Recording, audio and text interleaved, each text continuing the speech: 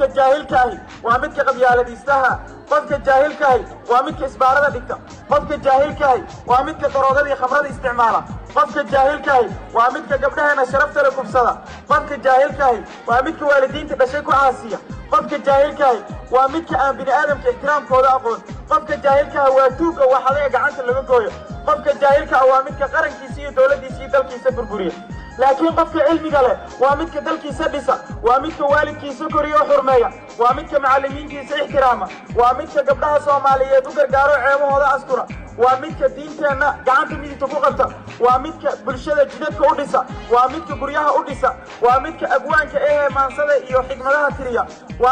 وامدك معلم كيها أردايدا فرطة إيا أفكا وضبرا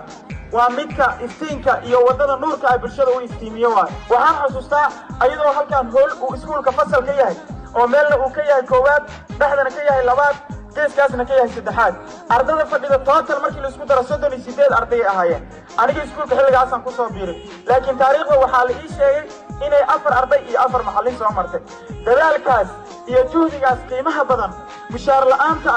amniga xitaa uusan caadi ahayn mararka qaar oo cabsi badan ay jirtay manhaj la'aanta iyo mataqaana isku dhaxyaaca iyo burburkii dawladnimadii soo martay ogeedeen waxa ku soo samray maanta heerkan soo gaarsiiyay kun arday ku dhawaada maanta alfurqaan fadhido waxay baranayaan manhajkii dugsiga sare dhexe iyo hoose waxaan codsanaynaa